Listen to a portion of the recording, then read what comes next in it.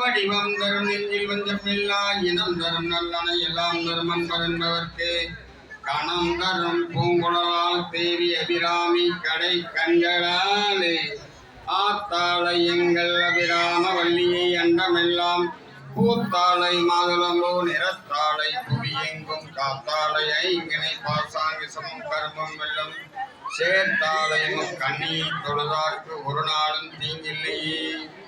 எண்ணிய நடத்தல் வேண்டும், நல்லனை எண்ணல் வேண்டும், திண்ணிய நெஞ்சம் வேண்டும், தெளிந்த நல் அறிவு வேண்டும், பண்ணிய பாவமெல்லாம் பணிதினின் பணியை போல நன்னிய நின்மம் இங்கு நசித்திடல் வேண்டும் என் அன்னையே. பண்பு தெரியாத மிருகமாக பிறந்தாலும் அது பால் தரும் கருணை அது. பசித்த முகம் பார்த்து பதரும் நிலை பார்த்து பலன் தரும் சோலை அது. இருக்கும் பிடிசோறு தனக்கென்று எண்ணாமல் கொடுக்கின்ற கோயில் அது. தினம் துடிக்கும் உயிர் கண்டு தோளில் இடம் தந்து அணைக்கின்ற தெய்வம் அது. அது தூய்மை, அது நேர்மை, அது வாய்மை, அதற்கு பெயர்தான் தாய்மை. உலகத்தில் சிறந்தது தாய்மை. அதை அனைவரும் ஒப்புக்கொள்வது நேர்மை என என் தாயை வேண்டி. அன்பு சார்ந்த பக்த கோடி பெருமக்களே, இறை அன்பர்களே, மெய்யன்பர்களே, ஆன்றோர் சான்றோர் பெருமக்களே, ஆலயத்தினுடைய திருப்பணிக்குழு நண்பர்களே, வந்தவர்களோடு வாழ்ந்து கொண்டிருக்கின்ற நாம் வாழ்க்கையை தந்தவர்களோடு வாழ வேண்டும் என்று வரியை புரிந்திருக்கின்ற பக்த கோடி பெருமக்களே, உலகத்திலேயே மிகச்சிறந்த மனோ தத்துவ நிபுணர் கடவுள்தான். அந்த உலகத்திலேயே மிகச்சிறந்த மனோ தத்துவ நிபுணர் கடவுள்தான். யாரும் தர முடியாத தன்னம்பிக்கையும் தைரியத்தையும் கடவுள் நமக்கு பக்தி மூலம் தருகிறார். அந்த பக்தியை உணர்த்தும் விதமாகத்தான் இன்றைய தினம் ஈரோடு மாவட்டம் பெருந்துறை வட்டம் பெருந்துறை ஆர்எஸ் ரோட்டில் விசிவி நகர் ரவுண்டானாவில் செல்வவிநாயகர் என்னும் திருநாமம் கொண்டு எழுந்தருளி அருள் பாலித்துக் கொண்டிருக்கின்ற செல்வவிநாயக பெருமானுக்கு 3ஆம் ஆண்டு பிரதிஷ்டா தினம் இன்றைய தினம் நாம் கொண்டாடி கொண்டிருக்கின்றோம். இந்த அருமையான 3ஆம் நாள் பிரதிஷ்ட தினத்திலே இங்கே நமக்கெல்லாம் கண்ணுக்கு குளிர்ச்சியும் காதுக்கு இனிமையும் மனதுக்கு தூய்மையும் படைக்க வந்திருக்கின்றார். வயதிலே மூத்தவர், கல்வியிலே பழுத்த படம், இறைபணியிலே அவருக்கு நிகர் யாருமே இல்லாத அளவுக்கு இன்றைய தினம் கொங்கு மண்டலத்திலே ஒரு அருமையான சொற்பொழிவாளர். அவர்தான் தொண்டர் பரவும் இடத்தாய் போற்றி, தொண்டர் பரவும் இடத்தாய் போற்றி, தொழில் நோக்கி அருளும் சுடரே போற்றி, என் அருட்குருநாதர் அப்பரடி கொடிகள் சொக்கலிங்கம் அவர்கள். அவர்கள் பட்டத்தை சொல்ல வேண்டும் என்றால் ஒரு 20 பட்டம் சொல்லலாம். அவருக்கு ஒரு 4-5 பட்டம் கொடுக்கும் போதெல்லாம் நான் அவரிடத்தில் இருந்திருக்கின்றேன்.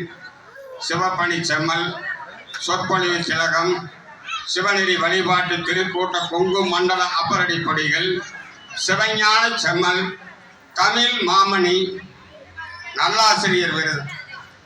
அவருக்கு அரசாங்கம் நல்லாசிரியர் விருது கொடுக்கும் போது உங்களுக்கு நல்லாசிரியர் விருது கொடுக்கின்றோம் என்று சொல்லும் போது ஐயா சொன்னாங்க. திருப்பி பதில் எழுதுறாங்க லெட்டர். என்னன்னா, என்னை விட சிறந்தவர்கள் இன்னும் நிறைய பேர் இருக்கின்றார்கள்.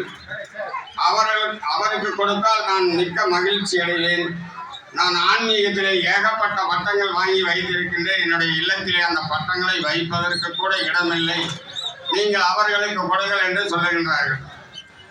ஆனால் அரசாங்கம் என்ன சொல்லுகிறது என்று சொன்னால், இந்த முறை உங்களுக்குத்தான் அந்த நல்லாசிரியர் விருது பட்டம் நாங்கள் தர இருக்கின்றோம், நீங்கள் வந்து பெற்றுக்கொள்ளுங்கள் என்று அவரை வற்புறுத்தி அவர் வேண்டாம விருப்பமாக போய் அந்த பட்டத்தை வாங்கி வந்தார்கள். அப்படி ஒரு 20-30 பட்டத்திற்கு மேல் வாங்கிய அருமையான, அதாவது இறைவணியிலே பழுத்த படம் என்று சொல்லலாம். நான் 86ஆம் ஆண்டு அவருக்கு 86ஆம் ஆண்டு பிறந்த நாள் விழாவுக்கு என்னை அழைத்திருந்தார்கள். சென்றேன். அவருடன் அமர்ந்து உணவு சாப்பிட்டேன். அப்போதுதான் நல்ல கருத்துக்களை எல்லாம் இந்த காலத்தில் வாங்கும்படி சொன்னாங்க. நான் இந்த அளவுக்கு வந்திருக்கிறேன்னா என் அருட்குருநாதர் சொக்கலிங்கம் ஐயா அவர்கள் 30/8/2007 நான் அவரிடத்தில் அறிமுகமாகின்றேன். இன்னைக்கு எத்தனை வருஷம் ஆச்சுன்னு பாருங்க. பெருந்துறையில் ஒரு வேலைன்னா அவர் வந்து தம்பி முத்துசாமி எங்க இருக்கிறேன்னு தான் கூப்பிடுவாங்க. சாமி இங்க இருக்கிறேன்னா நீ பஸ் ஸ்டாண்ட் நெல்ல வர்ற அப்படிம்பாங்க. ஒன்னா காரோ 2 வீலரோ நான் கொண்டு போய் அவர் நிறுத்தி அவருடைய வேலையெல்லாம் முடிச்சு அப்புறம் பஸ்ஸில் ஏற்றி விடுவேன். உரிமையோடு எங்கிட்ட அந்த வேலையை சொல்லுவாங்க, உரிமையோடு செஞ்சு கொடுப்போம். அப்படி ஒரு அருமையான இன்னைக்கு சொற்பொழிவாளர் இங்கே வந்திருக்கின்றார். அவருடைய நேரத்தை நான் வீணடிக்காமல், நான் அடிக்கடி வந்து இங்கே பேசுகிறது தான், என் பேச்சை எல்லாரும் கேட்டிருப்பீர்கள். ஆனால் அவர் பேச்சை கேட்டிருக்க முடியாது. மிக சிறப்பான கருத்துக்கள் இன்றைய தினம் அவர் இங்கே வந்திருக்கக்கூடிய 10 கோடி பெருமக்களுக்கு வாரி வழங்க இருக்கின்றார்கள். ஒவ்வொரு நிகழ்ச்சியிலும் புது புது கருத்து தான் சொல்லுவார்கள், சொன்ன கருத்து திருப்பி சொல்ல மாட்டாங்க. அப்படிப்பட்ட சொக்கலிங்கம் ஐயா அவர்கள் இங்கே வந்திருக்கின்றார்கள். இப்பொழுது அவர்களை இந்த 3ஆம் ஆண்டு விநாயகப் பெருமானுடைய பிரதிஷ்டா தினத்திலே சொற்பொழிவாற்றும்படி திருப்பணி கமிட்டியின் சார்பாக அன்போடு நெஞ்சம் நிறைந்து கேட்டுக்கொள்கின்றேன். மதிப்பிற்குரிய சொக்கலிங்கம் ஐயா அவர்களுக்கு டிஎம்சி யசோதரன் மாமா அவர்கள் ரோஜா மாலை அணிவித்து கௌரவப்படுத்துமாறு அன்போடு கேட்டுக்கொள்கிறோம்.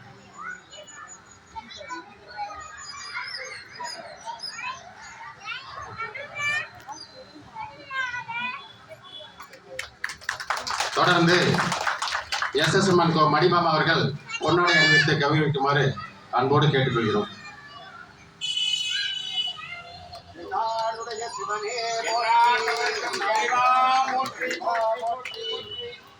நன்றி.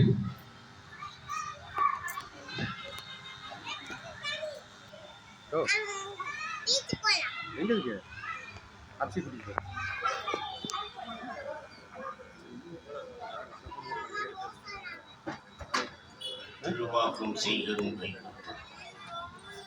செஞ்சொல் பெருவாக்கும் சுரேஷ் திருவாக்கும் ஆகுறார் பாடோரும்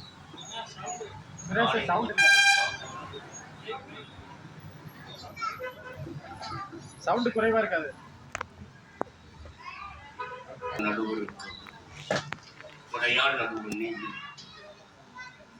அடியை நடுவுள் இழிவிலும் இருப்பதானால் அடியேன் உங்கள் அடியார் நடுவில் இருக்கும் அருளை புரியாய் பொன்னம்பலத்துள் என் முடியாமுதலே என் கருத்து முடியும் மன்னம்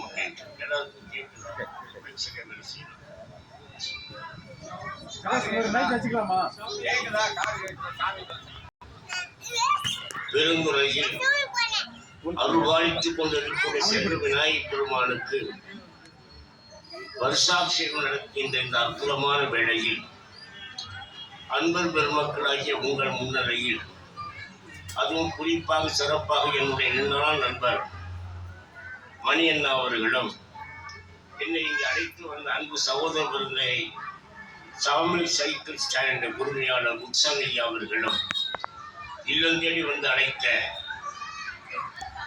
காவல்துறை அதிகாரி அவருக்கு பேர் தெரிய அவரோடு வந்த தனிவெளி அவர்களுக்கும் இந்த நிகழ்ச்சியெல்லாம் பதிவு செய்து கொண்டிருக்கக்கூடிய நீண்ட நாள் என்னுடைய அன்பனாகிய பல்லவி பரமசிவம் என்று உரிமையோடு அழைப்பேன். நான் அவருக்கும் நான் கூடியிருக்க பெருமக்கள் உங்கள் அனைவருக்கும் என் முதற்கண் வணக்கத்தை தெரிவித்துக் கொள்கின்றேன். பெருமக்கள், நான் விநாயகரை பற்றி நிறைய செய்திகள் பரவசிச்சு விநாயகருடைய கோயில் நான் சொல்லிட்டேன். பக்கத்திலே வந்து மீண்டும் சொன்னதே சொல்றது நல்லா இருக்கு. நிறைய சொல்லியிருக்கேன். அது இல்லாமல் வாழ்க்கைக்கு தேவையான கருத்துக்களை பதிவு செய்ய வேண்டும் என்பது என்னுடைய ஆசை. நம்ம வாழ்க்கைக்கு பயனுடைய கருத்துக்கள் அத்தனையுமே வாய்ப்பு இருப்பவர்கள் உங்களுடைய செல்போனை நீங்கள் பதிவு செய்து கொள்ளுங்கள். இல்ல நோட்டும் பேனாவும் இருந்தால் கருத்துக்களை எழுதி வைத்துக் கொள்ளுங்கள். எழுதி சொல்லும் ஒவ்வொரு கருத்துக்கள். ஏன்னா விநாயகப் பெருமான் என்று நம்முடைய இயக்குகின்றார், என்னையும் இயக்குகின்றார். ஆகவே நான் உரைக்கும் வார்த்தைகள் விநாயகப் பெருமான் உரைக்கின்ற வார்த்தைகள், நாயகன்கள் வார்த்தைகள் சொல்வார்கள். இந்த இடத்தை பொறுத்த மட்டிலும் எளியே உரைக்கின்ற கருத்துக்கள் அனைத்திலும் விநாயகப் பெருமான் உள்ளிருந்து சொல்ல செய்தால் நான் சொல்லுகிறேன். அவ்வளவுதான். அன்பார்ந்த பெருமக்களே, கொஞ்சம் நேரமாகும். நான் இடையில நிறுத்த முடியாது. தொடர்ந்து வண்டி ஓடிக்கிட்டாரு. ஆன்மீகம் என்பது மேடையில் பேசுவதற்காக அல்ல. முதல் கருத்து, ஆன்மீகம் என்பது மேடையில் பேசுவதற்காக அல்ல. பிறகு எதற்காக? ஆன்மீகம் என்பது மேடையில் பேசுவதற்காக அல்ல என்று சொன்னேன். அப்படி என்றால் எதற்காக என்பது உங்களுடைய கேள்வியாக இருக்கும். அப்படித்தானே? ஆன்மீகம் என்பது மேடையில் பேசுவதற்காக அல்ல, வாழ்க்கையில் வாழ்வதற்காக. வாழ்க்கையில் வாழ்வதற்காக. இறைவனிடம் சென்று நாம் என்ன வேண்டும், என்ன வேண்டுதல் செய்ய வேண்டும்? நான் சொல்லுவது 3 சொற்களைத்தான் சொல்லுவேன். இறைவா, எனக்கு ஆரோக்கியமான உடலை கொடு. இறைவா, எனக்கு ஆரோக்கியமான உடலை கொடு. அது மட்டும் போதாது, எனக்கு ஆரோக்கியமான மனதை கொடு. அது மட்டும் போதாது, இறைவா, எனக்கு ஆரோக்கியமான அறிவையும் கொடு. 3 சொன்னேன். ஆரோக்கியமான உடலை கேளுங்கள், ஆரோக்கியமான மனதை கேளுங்கள், ஆரோக்கியமான அறிவை கேளுங்கள். இந்த 3 உங்களை வழிநடத்தும். இந்த 3 ஆரோக்கியமாக இருந்தால் அந்த 3 உங்களை வழிநடத்தும். இன்னொருத்தர் வழிநடத்த வேண்டிய அவசியம் இல்லை. நான் சேர்த்து சொல்வது, உங்கள் வாழ்க்கையில் நீங்கள் அன்புடையவர்களாக இருங்கள். உங்கள் வாழ்க்கையில் நீங்கள் அறிவுடையவர்களாக இருங்கள். உங்கள் வாழ்க்கையில் நீங்கள் பண்புடையவர்களாக இருங்கள். 3 சொன்னேன். அறிவுடையவர்களாக இருங்கள், அன்புடையவர்களாக இருங்கள், பண்புடையவர்களாக இருங்கள். இந்த 3 இருந்தால் என்ன கிடைக்கும்? நீங்கள் அறிவுடையவர்களாக இருந்தால் உங்கள் சுற்றம் பெருகும். நீங்கள் அன்புடையவர்களாக இருந்தால் உங்களுடைய சுற்றம் பெருகும். அறிவுடையவர்களாக இருந்தால் நீங்கள் சொல்லி செய்கின்ற தொழில் இருக்கிறது, அது விருத்தியாகும், செயல்திறம் அதிகமாகும். அறிவு இருந்தால்தான் இல்லையா? காசு என்ன தெரிஞ்ச மட்டும் போதாது, தொழில் நடத்த தெரிய வேண்டும். அது என்ன வேண்டும்? அறிவு வேண்டும். இல்லையா? சொன்னேன். அன்புடையவர்களாக இருந்தால் சுற்றம் பெருகும். அறிவுடையவர்களாக இருந்தால் உங்களுடைய தொழில் பெருகும். அதுக்கடுத்த என்ன சொன்ன? கடைசியா பண்புடையவர்களாக இருந்தேன். அப்படி நீங்கள் பண்புடையவர்களாக இருப்பீர்கள் என்று சொன்னால் உங்கள் புகழ் ஓங்கும். உங்கள் புகழ் ஓங்கும். 3 சொன்னேன். அன்பு சுற்றத்தை பெருக்கும், அறிவு தொழிலை பெருக்கும், பண்பு புகழை பெருக்கும்.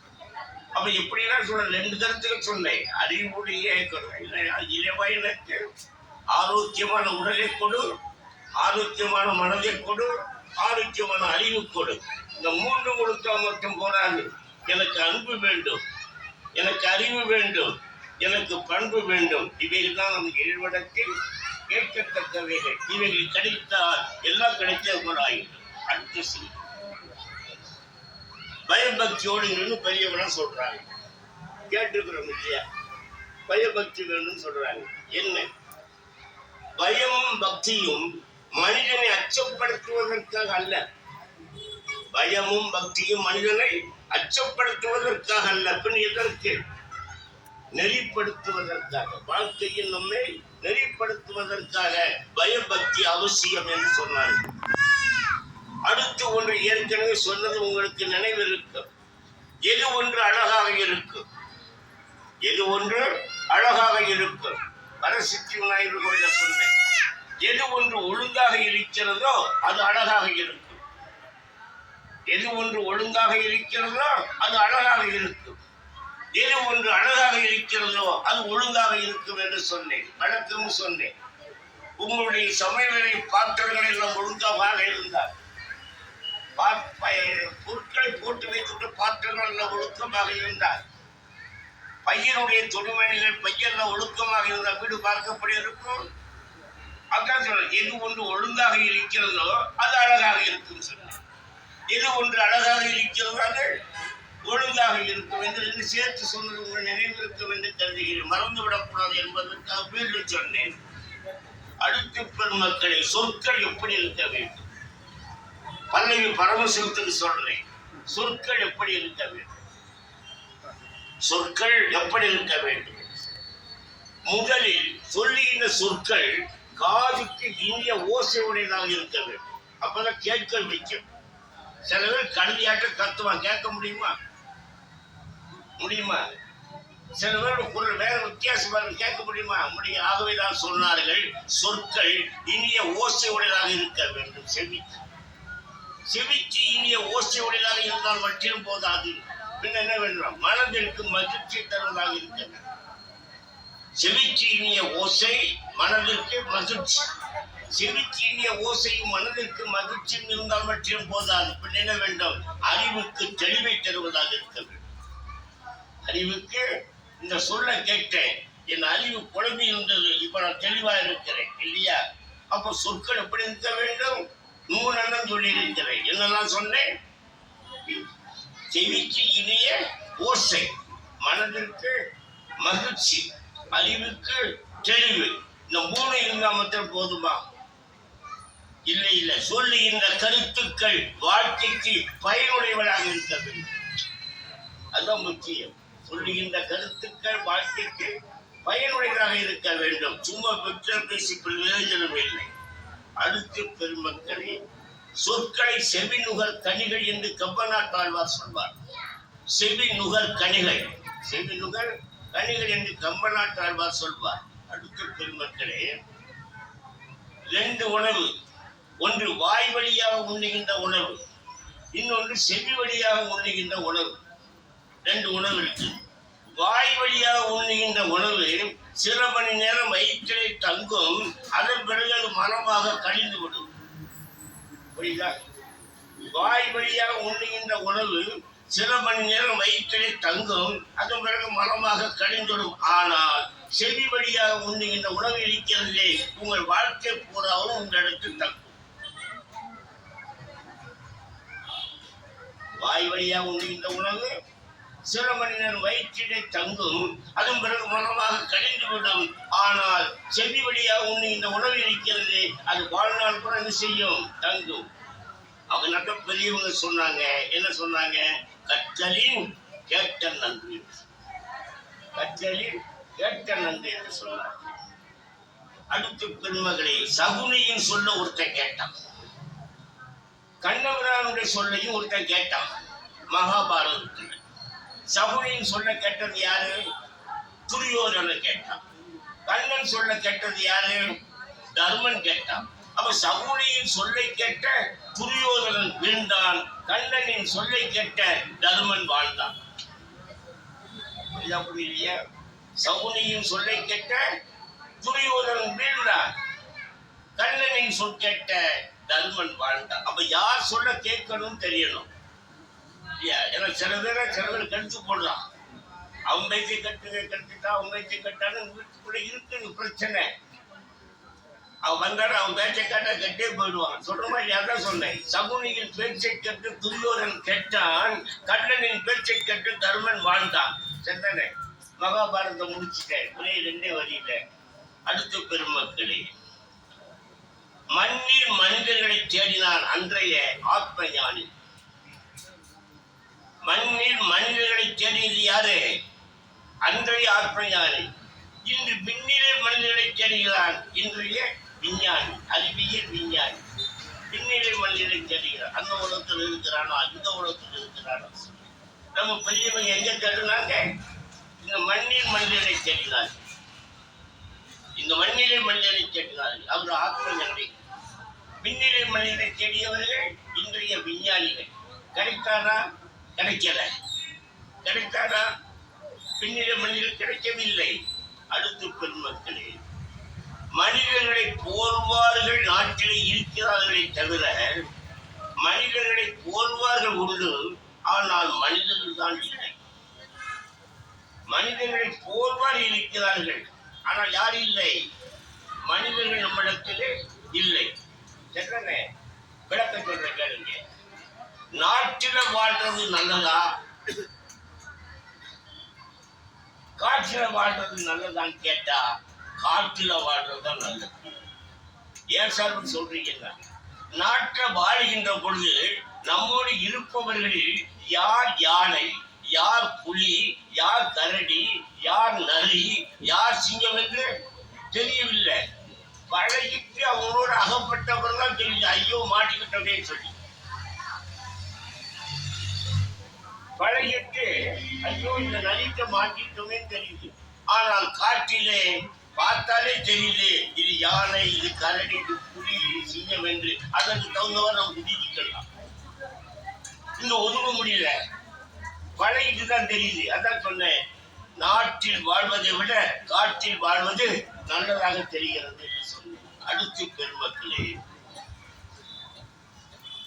நான் எதிர்பார்ப்பது பெரும் அறிவு படைத்தவர்களாக இருக்க வேண்டும் என்று நான் எதிர்பார்க்கவில்லை. பெரும் அறிவு படைத்தவர்களாக இருக்க வேண்டும் என்று நான் எதிர்பார்க்கிறேன். குறைந்த அளவு மனித பண்பாவது இருக்க வேண்டும். எல்லாரிடத்திலும் பேரறிவு படைத்தவர்களாக இருக்க வேண்டும் என்று நான் விரும்பவில்லை. யாரை சாதிகள் விரும்புகிறீர்கள்? குறைந்த அளவு மனித பண்பு எவனிடத்தில் இருக்கிறதோ அவனை நான் விரும்புகிறேன். ஏன்னா மனித பண்பை பார்க்க முடியல, மனித பண்பையே பார்க்க முடியலை. அடுத்து பெண்மக்களே, வெளியே அழகாக தெரிபவர்கள், நன்றாக கேட்கணும், வெளியே அழகாக தெரிபவர்கள் உள்ளே அழகற்றவர்களாக இருக்கிறார்கள். வெளியே அழகாக தெரிபவர்கள் உள்ளே அழகற்றவர்களாக இருக்கிறார்கள். உள்ளே அழகாக இருப்பவர்கள் வெளியே அழகற்றவர்களாக இருக்கிறார்கள். புரிய முடியல பார்த்தீங்களா? வெளியே அழகாக இருப்பவர்கள் உள்ளே அழகற்றவர்களாக இருக்கிறார்கள். உள்ளே அழகாக இருப்பவர்கள் வெளியே அழகற்றவர்களாக இருக்கிறார். இதுதான் இன்னைக்கு நடைமுறை. அடுத்து, மனிதனையும் விலங்கையும் வேறுபடுத்துவது எது? மனிதனையும் விலங்கையும் வேறுபடுத்துவது எது என்று கேட்டால் அதுக்கு சொல்லுகிறான் பெரிய ஒரு ஒழுக்கம் தான். என்னது? ஆகினால் தான் வள்ளுவன் சொன்னா, ஒழுக்கம் கெட்டு போச்சுன்னு சொன்னா திரும்பி வராது. உயிர் போனாலும் கூட வந்தாலும் வந்துவிடும், ஆனா ஒழுக்கம் போனா வராதுன்னு சொல்லுவோம். இல்லையா? ஏன்னா இந்த விஞ்ஞான உலகம் போன உயிரை கொண்டு வந்தாலும் கொண்டு வந்துவிடும், ஆனால் ஒழுக்கம் போனா போனது போனது திரும்பி செய்யாது, வரவே வராது. ஒழுக்கம் உயிரினும் ஓம்பப்படும் சொல். ஒழுக்கம் உயிரினும் ஓம்பப்படும் என்று சொன்னார். இதுவரைக்கும் 13 செய்தி சொல்லியிருக்கிறேன். எத்தனை செய்தி சொல்லியிருக்கிறேன்? அடுத்து, பாரிஸ் நகரம். ரூசோ என்று சொல்லக்கூடிய பேரறிஞர் அனைவருக்கும் தெரியும். அவர் வீதி வழியா நடந்து போய்கிட்டு இருக்கிறார். பெரிய சர்ச்சினுடைய கோபுரம் 1000 மீட்டர் அளவுக்கு இருக்குது. பாதிரியார் வழியை நிறுத்துகிறார். அந்த பாதிரியாற்ற ரூசோ கேட்கிறார், இவ்வளவு பெரிய கோபுரத்தோடு நீங்கள் கோயில் கட்டியிருக்கிறீர்கள் எதற்காக என்று சொன்னார். அதற்கு அந்த பாதிரியார் சொன்னார், நாங்கள் மனிதர்களை எல்லாம் தேவர்களாக மாற்றுவதற்காக இவ்வளவு பெரிய உயரத்தில் நாங்கள் கோபுரம் கட்டி இருக்கிறோம் என்று சொன்னார். அவன் ரூசோ சிரித்தார். சிரித்து விட்டு சொன்னான், அப்பா, முதலில் மனிதர்கள் மனிதர்களாக இல்லையே, முதலில் மனிதர்களாக மாற்றி அது பிறகு அவரை தேவர்களாக மாற்றலாம். புரியுதா? முதலில் மனிதர்களாக மாற்றுங்கள், அது பிறகு அவர்கள் என்ன செய்யலாம்? தேவர்களாக மாற்றலாம் என்று சொன்னவன் யாரு? ரூசோ என்ற பேரறிவாளன் சொன்னது. அடுத்தது, பாரதி சொன்னான், நீ சாதாரண மனிதன் அல்ல, வையம் தலைமை கொள் என்று சொன்னான். இந்த உலகத்திற்கு நீ தலைவனாக வர வேண்டும் என்று ஆசைப்பட்டவன் பாரதி. வையம் தலைமை கொள், வையம் தலைமை கொள் என்று சொன்னான். மனிதர்களின் தலையாய மனிதனாக வாழ வேண்டும் என்று பெரியவர்கள் சொன்னார். மனிதர்களின் தலையாய மனிதர்களாக வாழ வேண்டும் என்று சொன்னார்.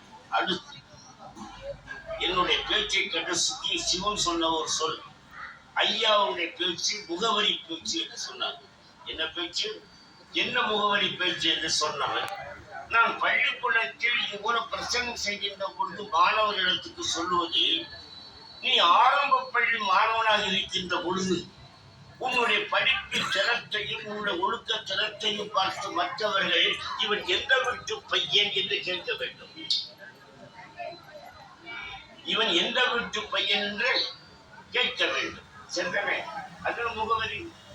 அந்த பையனை பார்த்துட்டு ரொம்ப நல்லா படிக்கிறானே, ரொம்ப ஒழுக்கமுள்ள பையனா இருக்கிறானே, என் மனசு ரொம்ப பிடிச்சது. எந்த வீட்டு பையன் கேட்பான். அப்ப வீட்டுக்கு முகவரியாகிறது. ஆரம்ப பள்ளியினை படிக்கின்ற பொழுது வீட்டுக்கு முகவரியாகிறது. இந்த ஆரம்ப பள்ளி படிப்பை முடித்து அதுக்கு மேல உயர்நிலை பள்ளியை கல்லூரி பள்ளி படிக்கின்ற பொழுது அப்பொழுது உன்னுடைய படிப்பின் தரத்தையும் உன் அறிவின் தரத்தையும் பார்த்து மற்றவர் என்ன கேட்க வேண்டும்? இவன் எந்த ஊர் பையன், இவன் எந்த ஊர் பையன். அப்போ முதல் வீட்டுக்கு முகவரியாகிறது. உயர்வள்ளி கல்லூரிக்கு போகின்றவன் ஊருக்கு முகவரியாகிறது.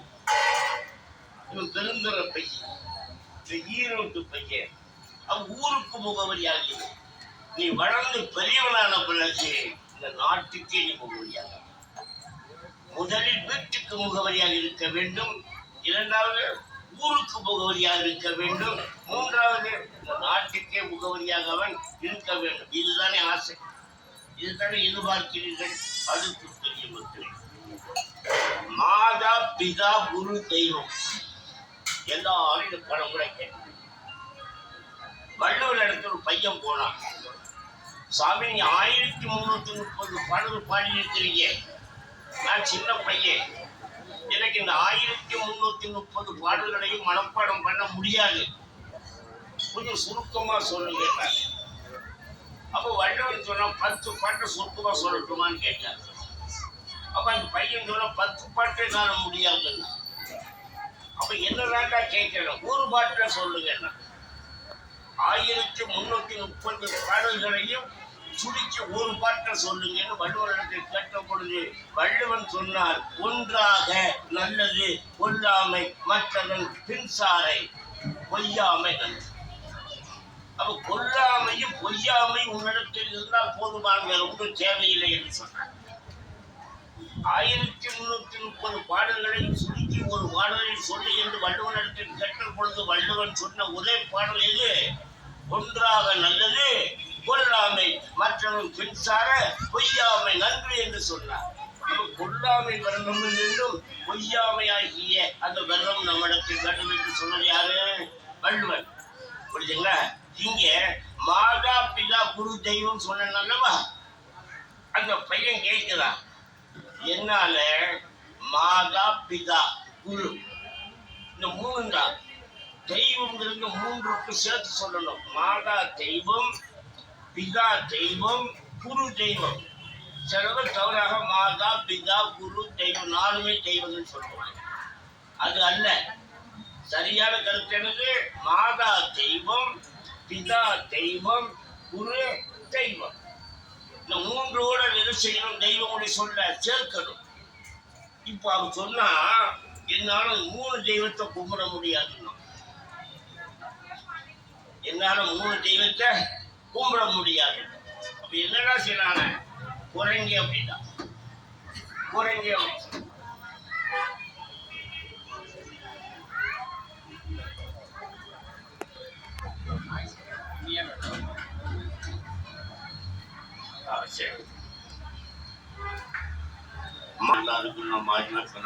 பிதா குரு தெய்வம் 3 தெய்வத்தை என்னால் கும்பிட முடியாது, தெய்வத்தை குறை என்று சொன்னால் யாரை குறைக்கிறது? மாதாவை குறைக்க முடியுமா? பிதாவை குறைக்க முடியுமா? குருவை குறைக்க முடியுமா? முடியாது. ஆனா பையன் கேட்கிறான், என்னால் 3 தெய்வத்தை வணங்க முடியாது, குரு அது குறை அப்படின்னு சொல்றான். குறைப்பது என்று சொன்னா நம்ம இஷ்டத்தை குறைக்கலாமா? அதுக்கு சூத்திரம் வேணும் அல்லவா? அதுக்கு சூத்திரம் வேணும் அல்லவா? ஒரு ரைடர் இருந்தாலும் அதை சால்வ் பண்ணுவதற்கு என்ன வேணும்? தியரி வேணும் அல்லவா? தியரி இல்லாம ரைடர் செய்ய முடியாது, சால்வ் பண்ண முடியாது அல்லவா மேத்ஸ்ல? அதுபோல மாதா பிதா குரு இந்த 3 வரை குறைக்க வேண்டும் என்றால் எந்த சூத்திரத்தை பயன்படுத்துவது? அப்பொழுது நான் சொன்னேன், அன்னையும் பிதாவும் முன்னறி தெய்வம். சூத்திரம் அன்னையும் பிதாவும் சூத்திரம் தானே? இல்ல யார் இல்ல? அன்னை இருக்கிறா, பிதா இருக்கிறா, யார் இல்ல? அப்ப யாரை குறைக்கணும்? குருவை குறைக்கணும். சரிதானே? மாதா பிதா குரு தெய்வம் சொன்னேன். பையன் என்ன செஞ்சா குறைங்க அப்படின்னா சூத்திரம் இல்லாமல் குறைக்க முடியாது. அன்னையும் பிதா முன்னறித்த என்ற சூத்திரம் இருப்பதனால யாரை நீக்கலாம்? குருவை நீக்கலாம். அப்பா ரெண்டு சொல்லிட்டேன் அப்படின்னு அவன் சொன்னா அதெல்லாம் முடியாதுன்னா இல்லைங்கடான்னு கேட்டேன். இந்த ரெண்டுல ஒன்ன சொல்லுங்க, ஒன்ன நீக்குங்கிறான். இப்ப அம்மாவை நீக்கிறதா அப்பாவை நீக்கிறதா? அம்மாவை நீக்கிறதா அப்பாவை நீக்கிறதா? அது பேசக்கூடாது. சொல்றவனுக்கு தலை பிடிச்சுக்கிடுது. சூத்திரத்தை தேடுறா. எந்த சூத்திரம்? தாயில் சிறந்த கோயில் இல்லை. சூத்திரம் இருக்கா இல்லையா? தாயில் சிறந்த கோயில் இல்லை. அப்ப யார் நீக்கலாம்? அப்பாவை நீக்கலாம். அப்ப யார் நீக்க முடியாது? அம்மாவை நீக்க முடியாது. இப்ப சொல்ற பையன் இப்ப திருப்தியா இருக்குது. மாதா பிதா குரு தெய்வத்துல ரெண்ட நீக்கிட்டீங்க, அது சூத்திரம் சொல்லிட்டேன். ஆனா தாயை என்ன செய்ய முடியாது? நீக்க முடியாது. துறவிகளாலும் துறக்க முடியாது. துறவிகளாலும் மாதாவை துறக்க முடியாது. சங்கரர் தன்னுடைய தாய்க்கு இறுதிகடன் செய்வதற்காக இமயமலையிலிருந்து ஓடி வந்தார். பட்டணத்து சுவாமிகள் பெருந்துறவி தன் தாய்க்கு கடன் செய்வதற்காக என்ன செய்தார்? ஓடி வந்தார் எங்கிருந்தோ. இப்படி துறவிகளாலும் கூட துறக்க முடியாத ஒரு வஸ்து உண்டு என்றால் அது யாரா? தாய் என்று சொல்லக்கூடிய வஸ்து. அதனாலதான் பிள்ளைங்க என்ன சொன்னாங்க? தாயில் சிறந்த கோயில் இல்லை. யாரை நீக்க முடியாது? அம்மாவை எந்த ஒரு நிலையிலும் நீக்க முடியாது. சொன்ன சரிதாங்க. அடுத்து பெருமக்களே, ஒரு பேரறிஞர் ஒருத்தர் எழுதினார். தாய் என்ற சொல்லுக்கு அவர் எழுதுகிறார் ஈரெழுத்து காவியம். தாய் என்ற சொல்லை எப்படி சொன்னார்? ஈரெழுத்து காவியம் என்று சொன்னார். தந்தைக்கு என்ன சொன்னார் தெரியுமா? மந்திரம் என்று சொன்ன மூவெழுத்து மந்திரம். மூவெழுத்து மந்திரம். இது ஈரெழுத்து காவியம், அது மூவெழுத்து மந்திரம். தந்தை, தாயின் தை தந்தை, அது மூவெழுத்து மந்திரம். தாய் இரண்டெழுத்து காவியம் என்று சொன்னார். சொன்னது வேற யாரும் இல்லை, இறை அன்பு. யாரு? மிகப்பெரிய எழுத்தாளர். இறை அன்பு சொன்ன வார்த்தை தாய் என்பது ஆமா ஈரெழுத்து காவியம், தந்தை என்பது மூவெழுத்து மந்திரம் என்று சொன்னார்கள். பெருமக்களை, நான் அடிக்கடி மேடையில் பேசுகின்ற ஒரு கருத்து ஆலமரத்தை பற்றி சொல்லுவேன். நான் தான் சொன்னேன், என்னுடைய பேச்சு இன்றைய பேச்சு சமூகம் தழுவிய பேச்சாக இருக்கு. ஆன்மீக சிந்தனையை நான் இன்னைக்கு ஒதுக்கி வச்சுட்டேன். ஆனால் அதுக்கு நிறைய நான் வரசெஞ்சு விநாயகர் கோயில பேசியிருக்கேன். ஆகிய சமூகம் தழுவிய பல சிந்தனைகள், தேவையான சிந்தனைகள். ஆலமரத்தை பார்த்துக்கிறீங்களா? என்ன சார் கேள்வி? ஆலமரத்தை பார்த்துக்கிறோம். இருக்கிற மரத்திலே பெரிய ஒரு ஆலமரம் தான் பார்த்துருக்கிறேன். ஆலமரத்தில் விழுதுகள் இறங்கும் பார்த்துருக்கிறீங்களா? விழுதுகள் இறங்கும். அந்த விழுதுகள் இறங்கி என்ன செய்யும்? பூமியை பற்றி கொள்ளும். நல்லா கேட்கணும். விழுது இறங்கி கிளைகளிலிருந்து விழுது இறங்கி பூமியை பற்றி கொண்டு அது பெருத்து பெருத்து அந்த ஆலமரத்தையே இந்த விழுதுகள் தாங்கும். ஆலமரத்தின் தூர் இருக்கிறது அல்லவா, அது வறண்டு போனாலும், அது வயதாகி வறண்டு போனாலும் எது தாங்கும்? விழுதுகள் அந்த ஆலமரத்தை தாங்கும். உண்டா இல்லையா? இந்த ஆலமரம் எத்தனை அறிவுடையது? ஓர் அறிவுடையது. எந்த பள்ளிக்கூடத்தில் படிச்சுட்டு எந்த பள்ளிக்கூடத்திலும் படிக்கல. அப்ப எந்த பள்ளிக்கூடத்தில் படிக்காத ஓர் அறிவுடைய இந்த ஆலமரமானது தன்னிடத்திலிருந்து இறங்கிய விழுதுகளால் என்ன செய்கிறது? தாங்கி பிடிக்கப்படுகிறது. அவன் விழுதுகள் எதை தாங்குகிறது? தன்னை பெற்ற ஆலமரத்தின் தூரை தாங்குகிறது. அதுபோல நாம் பெற்ற பிள்ளைகள் நாளை காலத்தில் நமக்கு வயதாகி விட்டாலும் நம்மை தாங்க வேண்டும்.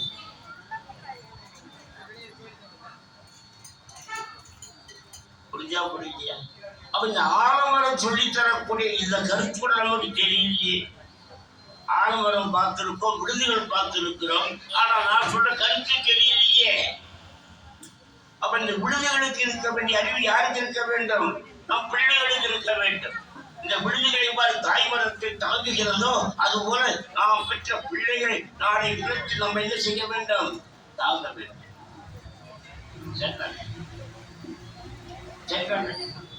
அடுத்து செய்தி 10 மாதம் வயிற்றில் சுமந்தவளை நம்ம சொல்வது 10 மாதம் வயிற்றில் சுமந்தவளை நீ வாழ்நாள் புறவும் உன் நெஞ்சில் சுமக்க வேண்டும்.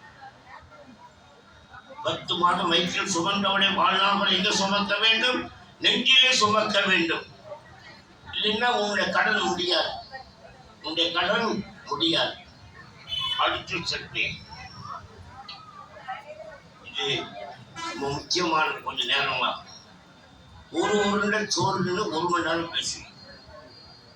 இந்த குழந்தை 6 மாசமா இருக்கும் பொழுது இந்த தாய் இந்த ஒரு உருளை சோத்தை அந்த குழந்தையோட வாயில திணிப்பதற்கு பெற்ற பாடு தெரியுமா தெரியாதா?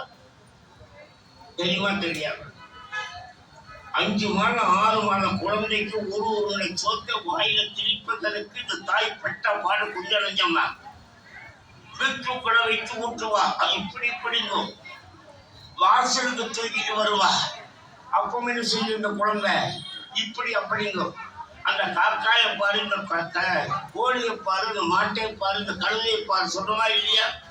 நீ சாப்பிடாட்ட நான் இந்த கழுதைக்கு கொடுத்துருவேன், நீ சாப்பிடாட்ட நான் இந்த மாட்டுக்கு கொடுத்துருவேன், நீ சாப்பிடாட்ட இந்த காக்காய்க்கு சொந்தமா சொல்லலையா? சொல்லி சொல்லி ஊட்டுறமா இல்லையா? அப்ப இந்த வாய்ப்புடன் திறந்து அந்த குழந்தை இல்லை.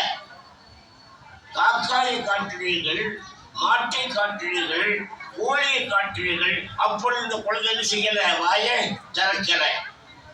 நல்லா பாருங்க, தாய் மொழி ஒரு உருளை சோத்தை இந்த குழந்தையுடைய வாயில ஊட்டி வயிற்றுக்கு சேர்க்கணும் என்பதை தாய்ப்பட்ட பாட்டம் பாருங்க. கடைசி இந்த தாய் எதோ சொல்லுவா தெரியுமா? இந்தா பாரு, இந்தா பாரு, நீ இப்படி அடம் பிடிச்சேன்னு சொன்னா, இந்தா பாரு நீ இப்படி அடம் பிடிச்சேன்னு சொன்னா, இந்த பாரு நான் அம்மா, நான் அம்மா, நான் வாயில போட்டுக்கொண்டு தன் வாயில போடும் ஒரு பாப்படை கட்டும். உங்க அனுபவம் வர்றப்போ நான் அம்மா, நீ முன்னரே சொன்னா இந்த ஒரு உருளை சொன்னா வாயில போட்டுக்குவேன்னு சொல்லும் பொழுது அப்போ வாயை திறக்கும் ஆடு. அது வரைக்கும் வாய் திறக்காத இந்த குழந்தை நான் அம்மா வாயில போட்டுக்குவேன் வாயை திறக்கின்ற பொழுது இந்த குழந்தை என்ன செய்யும்? அது வரைக்கும் வாய் திறக்காத குழந்தை இப்பொழுது வாய் திறக்கும். இதுதான் சமயம். தாயில செஞ்சிருவா, அது ஒரு உருளை சொத்தை ஊற்றிடும். இதுதான் இல்லையா? அதனாலதான் சொன்னேன், அது ஒரு உருளை சொத்தை ஊற்றுவதற்கு இந்த தாய் பெற்ற படம் பார்த்தீங்களா? ஆனால் பெருமக்கள் அவனுக்கு கல்யாணமாகி வீட்டுக்குள்ளே அவன் வாழ்கின்ற பொழுது இந்த ஒரு உருளை சோத்தை இப்படியெல்லாம் ஊற்றி இந்த தாய் வயது ஆக அந்த தாயோட வயிறுக்கு பசி தாங்காது. நல்லா கேட்டு, பசி தாங்காது. எந்த வாசப்படியிலிருந்து ஒரு உருளை சோற்றை இந்த குழந்தைக்கு ஊற்றினாலோ, நான் தாய் வாயில போட்டுக்குவேன் சொல்லி வாயை காட்டி ஊற்றினாலோ, அந்த தாய் தனக்கு எப்பொழுதுதான் ஒரு உருளை சோறு தன் வாய்க்கு வர சொல்லி அந்த படியை காத்து அந்த அதே படியில உனக்கு ஊற்றி அதே படியில அந்த தாய் காத்திருப்பாள். எதற்காக? எப்பொழுதுதான் அந்த ஒரு உருளை சோறு எனக்கு வரும் என்று சொல்லி. நியாயமாக, தர்மமாக. அதான் சொல்றேன், 10 மாதம் வயிற்றில் சுமந்தவளை வாழ்நாள் எங்கே நீ சுமக்க வேண்டும்? நெஞ்சிலே சுமக்க வேண்டும். அப்பதான் உங்களுடைய கடன் தீரும். இல்லை என்றால் கடன் தீரவே தீராது என்று சொன்ன இந்த பிரசங்கத்தை கேட்டு பல தாய்மார்களுக்கு தொலைபேசியில், ஐயா எனக்கு இப்போ சோறு கிடைச்சு, எனக்கு இப்பொழுது சோறு கிடைச்சு. அப்படி என்ன அர்த்தம்? இதுவரைக்கும் பட்டியா இருந்துக்காக அர்த்தம். அதே வாசற்படி உன்னை எந்த வாசற்படியில் அமர வைத்து காக்காயையும் மாட்டையும் கோழியும் காட்டி ஒரு உருளை சோத்தை ஊற்றினாலோ, அதே தாய் தனக்கு இந்த பச்சனையா இருக்கின்ற வயிற்றுக்கு ஒரு உருளை சோறு எப்போ வரும்னு வீட்டுக்குள் திரும்பி பார்க்கிறானே, எவ்வளவு பெரிய பாவம், எவ்வளவு பெரிய பாவம். இந்த ஒரு உருளை சோறு நம்ம பேசுவேன், ரொம்ப நேரம் பேசுவேன். இது இருக்கட்டும். அடுத்தது, ஒருவனுக்கு கண்ணும் காதும் திறந்திருக்குமே என்று சொன்னார். ஒருவனுக்கு கண்ணும் காதும் திறந்திருக்குமே என்று சொன்னால் அவனுக்கு ஞானம் தெளிவில் கூட கிடைக்கும். எவன் ஒருவனுக்கு கண்ணும் காதும் திறந்திருக்கிறதோ அவனுக்கு ஞானம் எங்கே கிடைக்கும்? தெருவில் கூட கிடைக்கும். தெருவில் கூட கிடைக்கும். அடுத்து பெருமக்களே, கல்லு இருக்கிறதே, கல்லு அது பூமியில அழுந்து மணியாச்சு. சொல்லி கொடுத்தோமா இல்லையா? 4ஆம் கிளாஸ் 5ஆம் கிளாஸ்ல கல்லு பூமிக்குள்ள அழுந்தி என்னாச்சு? மணியாச்சு. கலி பூமிக்குள்ள அழுந்தி என்னாச்சு? வைரமாச்சு. நீ பிறந்து என்ன ஆனா? என்னுடைய கேள்வி. கல்லு மணியாச்சு, கலி வைரமாச்சு, ஆனா நீ பிறந்து என்ன ஆனா? இதைத்தானே கேட்டேன். உன் குடும்பத்துக்கு நீ உதவியாக இருந்தாயா? உன் நண்பர்களுக்கு உதவியாக இருந்தாயா? அல்ல ஊருக்கு உதவியாக இருந்தாயா? யாருக்கு நீ உதவியாக இருந்தாய்? அதுதான் ஐயா சொன்னார்கள். நான் பலமுறை பேசிய கருத்து அது. வாழ்க்கையில் வந்தவரோடு வாழ தெரிந்ததான் இந்த வாழ்க்கையை தந்த அந்த இறைவனோடு கொஞ்ச நேரம் இருக்க வேண்டாமா? வாழ்க்கையில் வந்தவர்களோடு எல்லாம் வாழ தெரிஞ்சவன் தான்.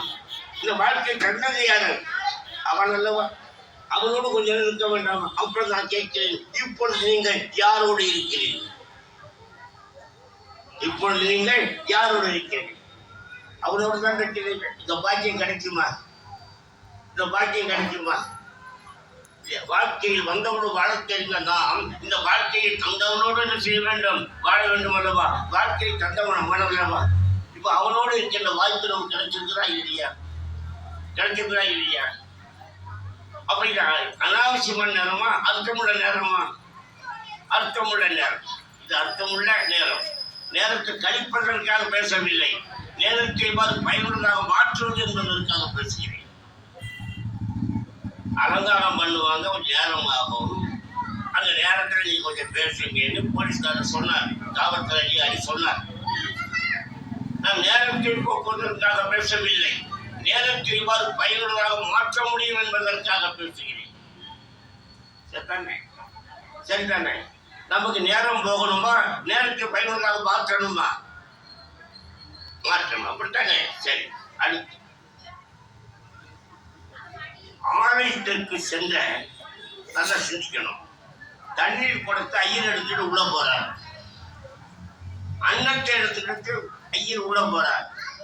சாம்பல் எடுத்துக்கிட்டு உள்ள போறார். 100 செய்யும். தண்ணீர் உள்ள போச்சு, தீர்க்கமாக வெளியே வருது. தண்ணீர் உள்ள போச்சு, எதுவாக வருது வெளியே? அன்னம் உள்ளே போச்சு, பிரசாதமாக வெளியே வருது. சொல்றேன், அன்னம் உள்ளே போச்சு பிரசாதமாக. சாம்பல் உள்ளே போச்சு, விபூதியாக வெளியே வந்தது. விபூதியாக வெளியே வந்தது. 3 எண்ணம் சொன்னேன். என்னெல்லாம் சொன்னேன்? தண்ணீர் உள்ள போச்சு, தீர்த்தமாக வெளியே வந்தது. அன்னம் உள்ளே போச்சு, பிரசாதமாக வெளியே வந்தது. சாம்பல் உள்ளே போச்சு, விபூதியாக வெளியே வந்தது. நாம போற வாரமே என்ன ஆகும்? எத்தனை தடவை கோயிலுக்குள்ள போய் எத்தனை தடவை வெளியில வந்திருப்போம்? நாம என்ன ஆகும்? ஒரு மாற்றம் இருக்க வேண்டும் அல்லவா? ஒரு மாற்றம் இந்த தண்ணீருக்கு கிடைத்தது போல, இந்த அன்னத்துக்கு கிடைத்தது போல, இந்த விபூதிக்கு கிடைத்தது போல ஒரு மாற்றம் நமக்கு வர வேண்டாமா? ஒரு மாற்றம் நமக்கு வர வேண்டாமா? வந்திருக்கிறா? வரலையே. அப்ப அத்தனை வேஸ்ட் தானே. அடுத்து பெருமக்களே, சிறகுடிந்த பறவை. இது ஐயா பேசணும். சிறகுடிந்த பறவை ஒரு மரத்தில் வச்சுக்கோங்க. அது சிறகுடிஞ்சு போச்சுன்னா அதை பறக்க முடியாது, இலை தர முடியாது. ஆனால் ஏனைய பறவைகள் தன் குஞ்சுகளுக்கு ஊற்றுவது போல இந்த சிறகுடித்த பறவைகளுக்கு ஊற்றும்.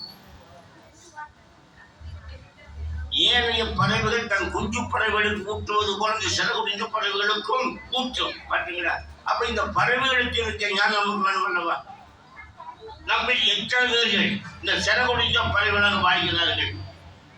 அவர்களுக்கு நாம் உதவிகரமா இருக்க வேண்டாமா? அதைத்தான் சொன்னான் பாரதிதாசன்.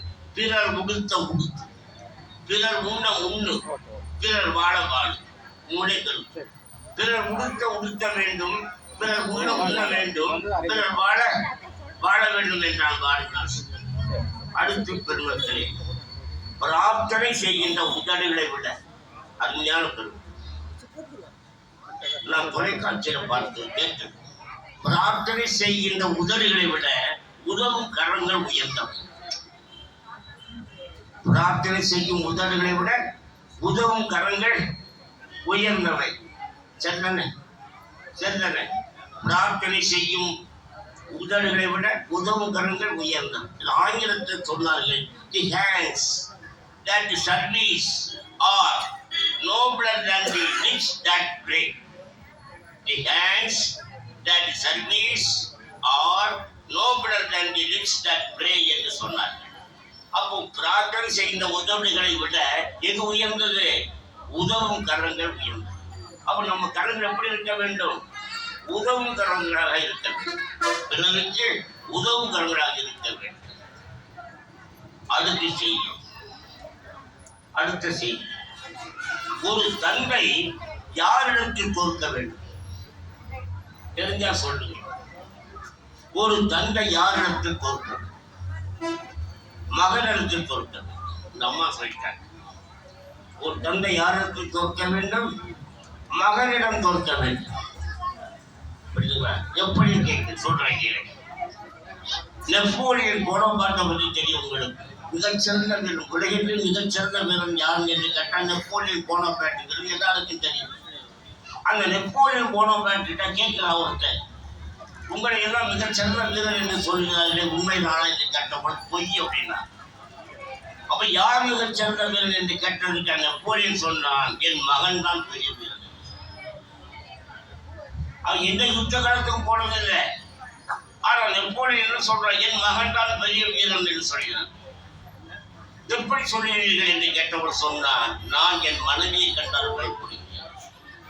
உலகம் எல்லாம் என்னை கண்டு பயப்படுகிறது, ஆனால் நான் என் மனைவியை கண்டு பயப்படுகிறேன். என் மனைவியோ என் பையனை கண்டு பயப்படுகிறாள். உலகம் புறம் என்னை கண்டு பயப்படுகிறது, உண்மைதான். ஆனால் நானும் என் மனைவியை கண்டு பயப்படுகிறேன்.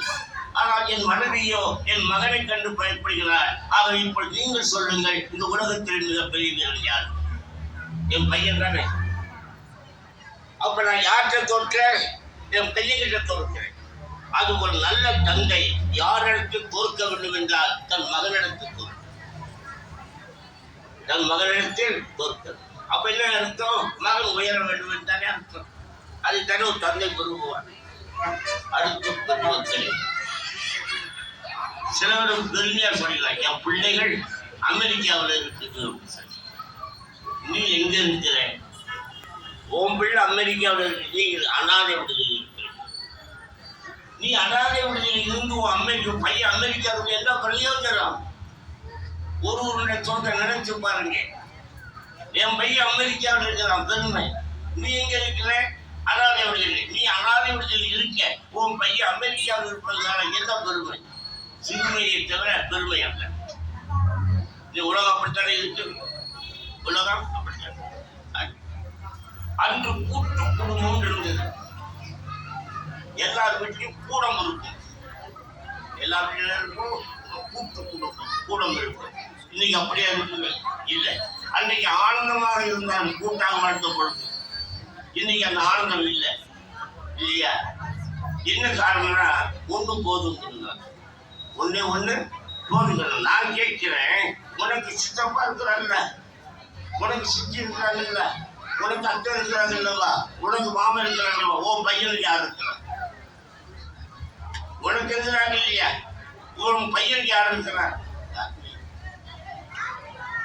அது அப்படிலாம் இருந்தல்லவா, கூட்டு குடும்பம் இருந்தல்லவா. அழகான ஒரு கருத்தை சேர்த்து சொல்ற பெருமக்களை, நம்முடைய தெய்வங்கள் ஒவ்வொரு ஆலயத்திலும் கூட்டாகவே வாழ்கின்றன. சிவாலயத்துக்கு போங்க, பெருமாள் கோயிலுக்கு போங்க, செல்லாண்டியம்மன் கோயிலுக்கு போங்க, எத்தனை தெய்வங்கள் பார்த்தீங்களா? அப்போ ஒரு கோயிலுக்குள்ள இத்தனை தெய்வங்கள் கூட்டாக வாழ்ந்தல்லவா. நாம் எப்படி வாழ்றோம்? தனிச்சு மாட்டோம் இல்லையா?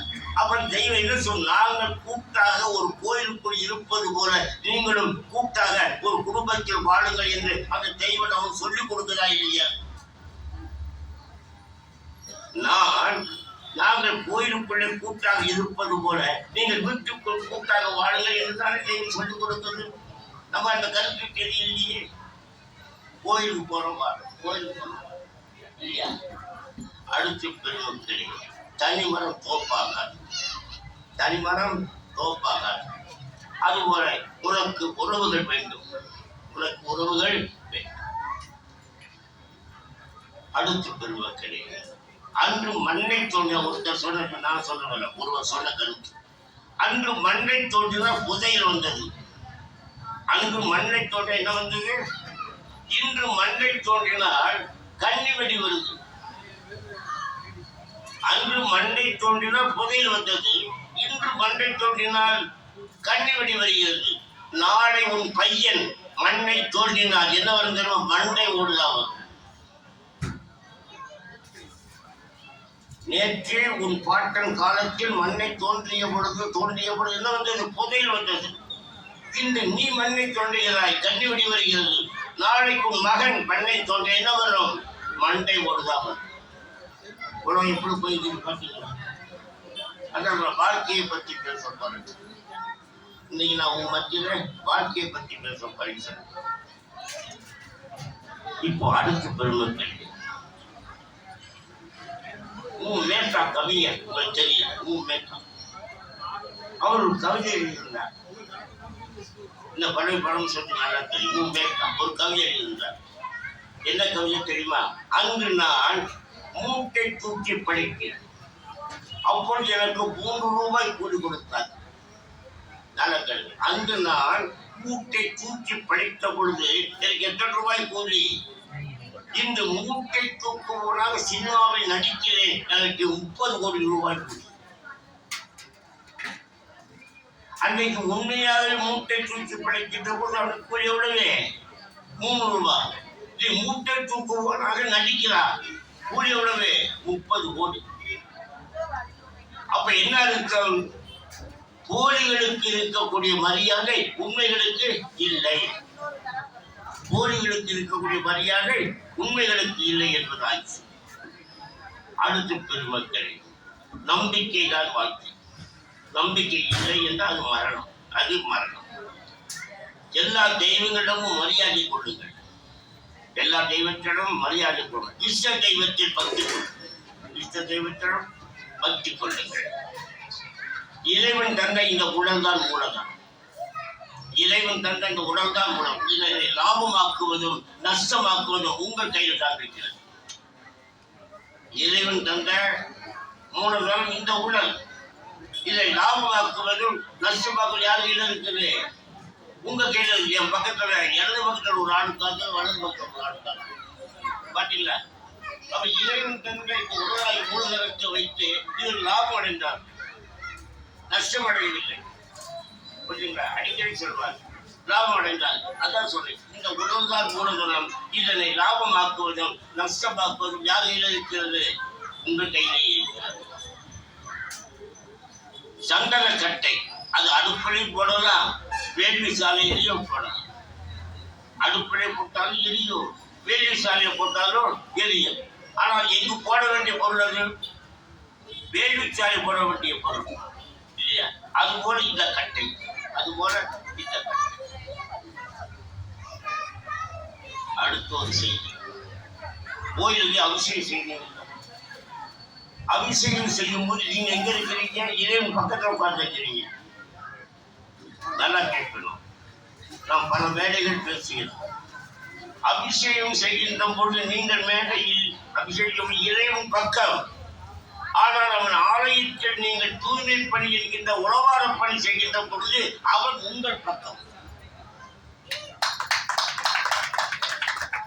அபிஷேகம் செய்யும் பொழுது நீங்கள் அவன் பக்கம். அவன் ஆலயத்தில் தூய்மை பணி செய்கின்ற பொழுது அவன் உங்கள் பக்கம். நீங்கள் அவன் பக்கம் இருப்பது சிறப்பா, அவன் எழுந்து வந்து உங்கள் பக்கம் இருப்பது சிறப்பா? மைக் பிடிச்ச ஞாபகம் எனக்கு இல்லை. அதனால சொன்ன மைக் ஒரு பக்கம் போகும், நான் ஒரு பக்கம் போவேன். ஆனால் 2 மைக் வைங்கன்னு சொல்றேன். எனக்கு மனிதரை பார்த்துதான் பேசிக்க தவிர மைக்கு பார்த்து பேசி படம் எனக்கு தெரியாது. உங்களை பார்த்து பேசிக்கப்படாது. நான் பேசுகிறேன் 2 மைக் வச்சேன். ஏன்னா நீங்களே பார்த்து மைக் ஒரு பக்கம் போகுது. இறைவனுக்கு அபிஷேகம் பண்ணும்போது நீங்கள் இறைவன் பக்கம், அவன் ஆலயத்தில் நீங்கள் தூய்மைப்படி செய்கின்ற போது அவன் உங்கள் பக்கம். இதைத்தான் சொல், கையிலே உழவாரம் வாயிலே தேவாரம். நாம் சொல்லக்கூடிய மந்திரம் என்னது? இல்லை, தமிழ்நாடு கூட எதிரொலித்துக் கொண்டிருக்கிறது. என்ன மந்திரம் வந்து? கையிலே உழவாரம் வாயிலே தேவாரம். கையிலே உழவாரம் வாயிலே தேவாரம். அடுத்து சூரியன் சன்னதியில் தடாகத்து தாமரை யாரும் மலர்த்துவார் இல்லாமல் மலர்கிறாங்களா? யாராவது மலர் வைக்கிறாங்களா? தடாகத்தில் தாமரை, சூரியன் சன்னதியில் தடாகத்து தாமரை யாராவது வளர்க்கிறோமா? எவ்வாறு சூரியனுடைய சன்னதியில் தடாகத்து தாமரை தானாக மலர்கிறது, அதுபோல இறைவன் சன்னதியில் உங்கள் இதய தாமரை மலர வேண்டும். புரியுதா? சூரியன் சன்னதியில் தடாகத்தில் தாமரை யாரும் மலர்த்துவார் என்று தானாக மலர்கிறதோ அதுபோல இறைவனுடைய சன்னதியில் நம்முடைய இறை தாமரை செய்ய வேண்டும், தானாக மலர வேண்டும். நானும் மினரல் வாட்டர் குடிக்கிறதா மினரல் வாட்டர். நம்ம இடத்தில் குளிர்ச்சின்ற வியர்வையின் நாட்டம் தாங்க முடியும். வியர்வை நாட்டம் பக்கத்தில் உட்கார்ந்துருக்க முடியல. குடிக்கிறது மினரல் வாட்டர், ஆனா வியர்வை நாட்டம் தாங்க முடியாது. ஆனால் சாக்கடை தண்ணீரை குடித்துக் கொண்டு ஒரு ரோஜா செடி வளர்ந்து அல்லவா, அதனுடைய மனம் எப்படி இருக்குது பார்த்தீங்களா? நாம குடிக்க மினரல் வாட்டரை நம்ம இடத்தில் போக்கின்ற வியர்வை நாற்றம், ஆனால் சாக்கடை தண்ணீரை குடித்த அந்த பூச்செடி மணல்கின்ற அந்த மணல் எவ்வளவு மனமுடையதாக இருப்பார். அதுபோல எத்தனை ஏழை ஞானிகள் அந்த ஏழை குடும்பத்தில் பிறந்திருக்கிறார். உதாரணம் நம்முடைய ஜனாதிபதி, நம்முடைய அப்துல் கலாம் இல்லையா? இப்படி எத்தனை பேர்கள் சாக்கடை மலர்ந்த ரோஜா செடி போல இருக்கிறார். அடுத்து கிரேக்க தத்துவ ஞானி சாக்ரட்டிஸ் சொன்னாங்க. நம்ம சில கருத்துக்களை முடிச்சிருக்கு. ஏன்னா கொண்டு வந்து உங்களிடத்தில் பறிகொள்வதற்கு ஆசை, நான் திருப்பி கொண்டு போவதற்காக கொண்டு வரல, உங்களுக்கு கொண்டு கொடுத்து போவதற்காக தான் வந்தேன். கிரேக்க தத்துவ ஞானி சாக்ரட்டிஸுக்கு விஷம் கொடுக்கப்படுகிறது. எல்லாரும் அழுகிறார்கள். ஏன் அழுகிறீர்கள் கேட்டார். இது உங்களுக்கு தெரியாத செய்தி. அப்பொழுது அவர் சொன்னார், இன்னும் சிறிது நேரத்தில் நீங்கள் சாக போகிறீர்களே, அதற்காக அழுகிறோம் என்று சொன்னோம். அப்பொழுது சாக்ரட்டிஸ் சொன்ன வார்த்தை பார்க்கணும். அன்பர்களே, நான் வாழ்வதற்காக சாகிறேன், நான் வாழ்வதற்காக சாகிறேன், ஆனால் நீங்களோ சாவதற்காக வாழ்கிறீர்கள். என்ன கருத்து? நான் வாழ்வதற்காக சாகிறேன், நீங்களோ சாவதற்காக வாழ்கிறீர்கள் என்று சொன்னார். இன்னைக்கு சாக்ரட்டிஸ் வாழ்ந்து கொண்டிருக்கிறார், எல்லாராலும் பேசப்படுகிறார். நம்ம வாழ்ந்து கொண்டிருக்கிறாரா இல்லையா? அடுத்து உங்களுக்கு சொல்லி, மூட்டை பூச்சிகளை போன்று பிறரை உறிஞ்சி வாழாதீர்கள். மூட்டை பூச்சிகளை போன்று பிறரை உறிஞ்சி வாழாதீர்கள். எலிகளை போன்று பிறர் பொருளை திருடி வாழாதீர்கள். எலிகளை போன்று பிறர் பொருளை திருடி வாழாதீர்கள். கரையான்களை போன்று அரித்து வாழாதீர்கள். பிறரை அரித்து வாழாதீர்கள். உண்டா இல்லையா? மூட்டை பூச்சிகளை போன்று பிறரை உடுங்கி வாழாதீர்கள். எலிகளை போன்று பிறர் பொருளை திருடி வாழாதீர்கள். கரையான்களை போன்று பிறரை அரித்து வாழாதீர்கள். இந்த கரையால் மரத்தை அடைச்சுக்கிட்டு இருப்பது போல தெரியும். அது அடைச்சுக்கிட்டா இருக்குது, மரத்தை அரிச்சுக்கிட்டு இருக்குது. அது பறந்து நெருங்கி இருப்பது போல இருக்கும். ஆனால் நம்ம அவர் சுரண்டி கொண்டு இருக்கிறார்கள் என்பது பலருக்கு தெரியவில்லை. அதான் சொன்னேன், மூட்டை பூச்சிகளை போன்று பிறரை ஒதுங்கி வாழாதீர்கள். எலிகளை போன்று பிறர் பொருளை திருடி வாழாதீர்கள். கரையான்களை போன்று பிறரை அழித்து வாழாதீர்கள். பிறகு நம் மனத்தில் ஒரு கட்டம், மரம் வச்சவன் தனி குத்தாமட்டே இருப்பான். என்ன சொல்றீங்க? மரம் வச்சவன் இப்படி அவங்க மேல போடாதீங்க. உங்களோட முயற்சி இருக்க வேண்டும். முயற்சி இருந்தால் இறைவன் உங்க கூட இருப்பான். இதை தவிர்த்து குண்டோடிகள் சொன்ன சொல்லு, மரம் வைத்தவன் தண்ணீர் ஊற்றாமலாய் இருப்பான் என்று கேட்காதீர்கள். வைத்த மரத்திற்கு தண்ணீர் எங்கே கிடைக்கும் என்று தேடுங்கள். இருக்கும் இடத்தை இறைவன் காட்டுவார். மரம் வைத்தும் தண்ணி ஊற்றாமல் போவான். இவங்க முயற்சி ஒன்றுமே இல்லை. வைத்த மரத்துக்கு தண்ணீர் எங்கே கிடைக்கவில்லை தேடவும் முயற்சி இருக்கிறது. அப்ப இறைவன் அருள்கிறார். அப்ப இருக்கும் இடத்தை யார் காட்டுவார்? இறைவன் காட்டுவார். எல்லா மதத்தவருக்கும் வழிபாடு என்பது கட்டாயம். எல்லா மதத்தவருக்கும் வழிபாடு என்பது கட்டாயம். அஞ்சியாயிரம் அன்பு பட்டாயிரம் இறைவனை நினைவு. அஞ்சியாயிரம் அன்பு பட்டாயிரம் இறைவனை தெய்வத்தை உணர்கிறது. மகான்களுடைய வரலாறுகளை கேளுங்கள். மகான்களுடைய வரலாறுகளை அவைகளை போன்று உண்மையானவைகள் எதுவும் இல்லை. அது சத்தியம் பேசுவது போல இருக்கும். கலப்படமில்லாத உண்மை என்றது. அது கலப்படமில்லாத உண்மை என்றது. சர்வ சத்தியமான இறைவனை தனது அருள் வடிவாக மகான்களை பிறப்பிக்கின்றார். மகான்களை அவர் அருள்தான் பிறப்பிக்கின்றார். அனைத்திலும் உன்னை பார்க்கும் பொழுது நீ விரிந்து கொண்டே போகிறாய். அனைத்திலும் உன்னை நீ எப்பொழுது பார்க்க தொடங்குகிறாயோ அப்ப நீ விரிந்து கொண்டே போகிறாய். உன்னோடு எப்பொழுது அனைத்தையும் பார்க்கிறாயோ அப்ப நீ உயர்ந்து கொண்டே போகிறாய்.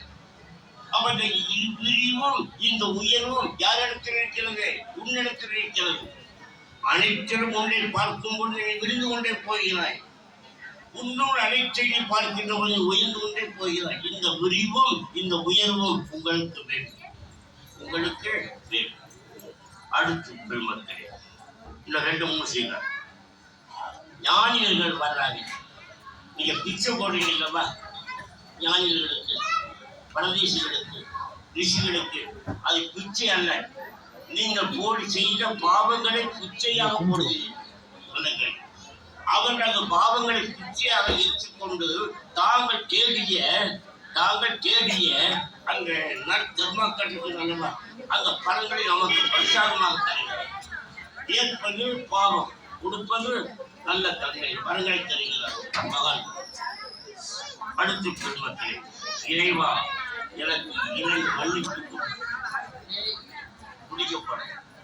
இறைவா எனக்கு 2 மன்னிப்பை கொடு. என்ன மன்னிப்பு கேட்டார்? ஒரு மன்னிப்பு, உனக்கு எல்லாமே நான் உன்னை வணங்காமல் இருந்தேன். எப்படி சொல்ற? வணங்காதனால இப்ப நான் பெறப்படுத்தேன். போனுக்கு எல்லாமே உன்னை வணங்காமல் இருந்ததுக்கு ஒரு மன்னிப்பு. இன்னொரு மன்னிப்பு என்ன கேட்டார்? வரும் காலத்தில், இந்த ஜன்மா முடிந்து வரக்கூடிய காலத்தில் நான் உன்னை வணங்க போவதில்லை. அதற்கு ஒரு மன்னிப்பு. என்ன அப்படி சொல்றீங்க? இந்த ஜென்மாவில் நான் உன்னை வணங்குகிறேன் அல்லவா? அவ எனக்கு இன்னொரு ஜென்மா இனிமேலுக்கு கிடையாது. ஆகவே மனசென்ற சொல்லு இல்லை, நான் உன்னோட ஐக்கியமாகி விடுவேன். ஆகவே 2 மன்னிப்பு.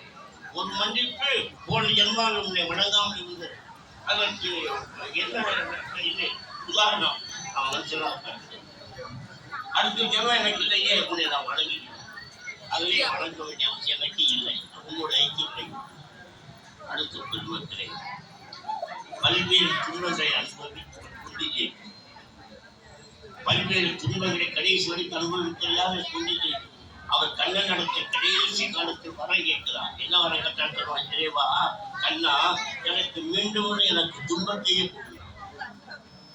பல துன்பங்களை அனுபவித்த குட்டிதேவி கண்ணனிடத்தில் எனக்கு மீண்டும் துன்பத்தையே கொடு என்றார். ஏன் கேட்டா, அது துன்பம் இருந்தால்தான் கண்ணா நான் உன்னை நினைத்தேன். அந்த துன்பம் இருந்தால்தான் கண்ணா நான் உன்னை நினைப்பேன். அப்ப உன்னை நினைப்பதற்கு மேல ஒரு சுகம் எனக்கு இல்லை. உண்மைதானே? இறைவனை நினைப்பதற்கு மேல சுகம் நமக்கு இருக்குல்ல.